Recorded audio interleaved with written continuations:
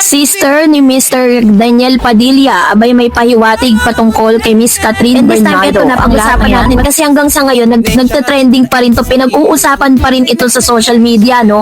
Ilang araw na po ang nakakaraan matapos po maganap yung ABS-CBN Christmas Special 2025 kung saan ay present, no, si Daniel Padilla, Catherine Bernardo, Kayla Estrada at syempre ang lahat ng stars ng ABS-CBN, kung saan naspatan nga, no, itong si Miss Kayla Estrada na nasa loob ng kotse ni DJ. So hanggang sa ngayon yun pa rin ang usap-usapan at ang dami pong nag-aaway ngayon sa social media dahil dito. Sabi po ng balita, huli si Kayla Estrada na nakasakay sa loob ng kotse ng rumored boyfriend niya na si Daniel Padilla. Makikita ito sa video na nakapost sa X na dating Twitter na in-upload ng isang fan na nakaabang kay Daniel pagkatapos ng ABS-CBN Christmas Special.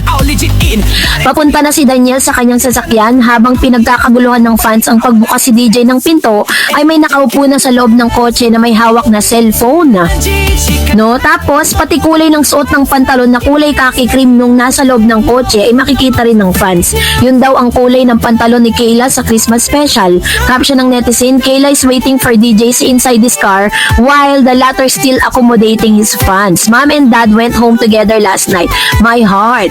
Sinigundahan pa ng netizen ang kanyang caption at dinipensahan si Daniel. Sabi niya, and yes, we have actual proof na hindi lang basta dilulu. Kung may inaabangan man si DJ, it's definitely his girlfriend na pinauna niya sa sasakyan so that she can comfortably wait for him. End of the story. So, dahil dyan, syempre, sabi nga ni Ma'am si Venus, no, nag-comment siya, sabi niya, if both of them are genuinely happy, don't allow money to manipulate your feelings. You almost have everything, maliban sa pamilya. That's what your goal for both of you. Ayan. So, kung talagang genuinely happy na sila dun po sa kanilang sitwasyon ngayon, why not, diba? At mayroon pong malinaw na sagot sa lahat po ng mga spekulasyon sa social media kung sino nga ba talagang nasa loob ng car ni DJ.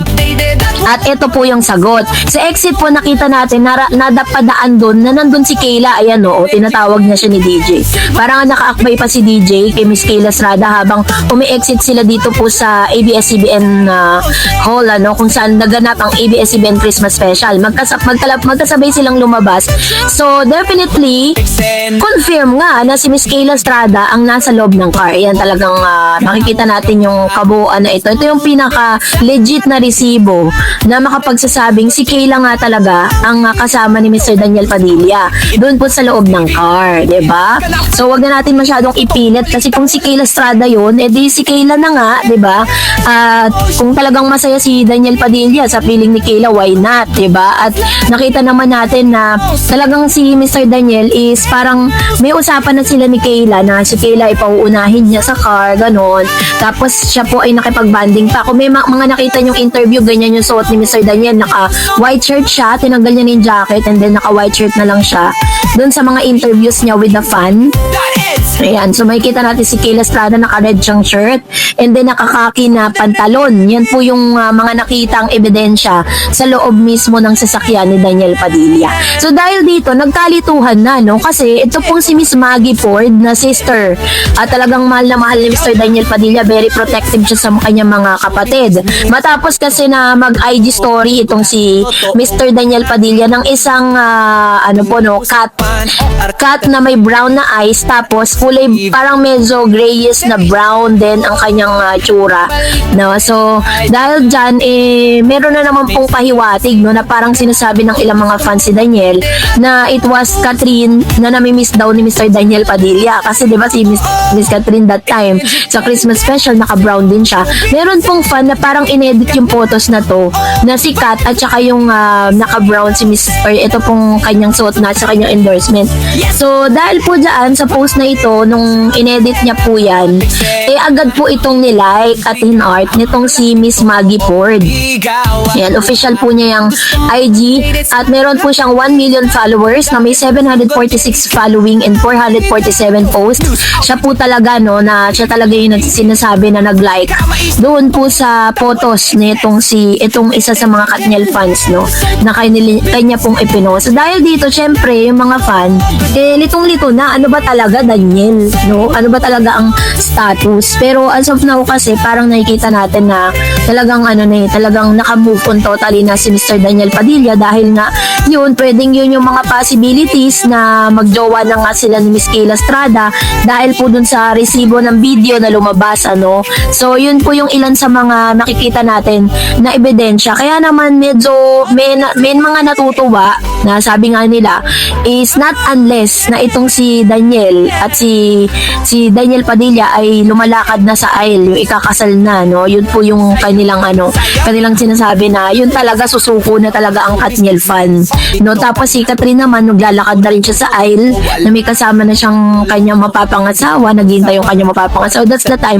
the end of the story of Katniel. Pero hanggang sila po ay magjojowa pa lang, ang laki pa rin ng pag-asa at ang laki pa rin ng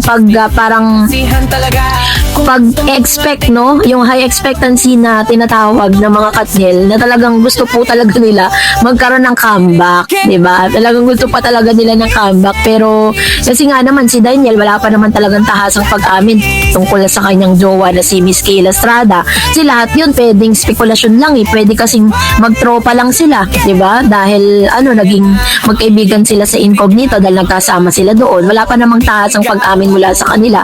Ganon din naman kay Catherine. May mga rumored boyfriend po siya na isang politiko, pero never pa naman talaga niyang inaamin yan sa publiko. And I don't know why. Maaring sinabi nga ni Mr. OG Diaz na may NDD sila, non-disclosure, no, na bawal po niyang sabihin or bawal po nilang sabihin sa publiko yan kasi maapektuhan nga naman yung kanyang magiging kalab team, lalo-lalo na ngayon na parang siya yung magsisave dun po sa nawawala ng na career ni Mr. James Reid kasi nga 'di ba si James Reid na makakasama niya sa serye. So yun po yung ilan sa mga nakikita natin na possibility na pwedeng dahilan, no, kung bakit ganun. Pero anyways, marami mga nalungkot or nag-react sa mga videong ito, kayo na pong humusga. Mag-comment kayo sa comment section. And that's it for today. For more videos and updates, please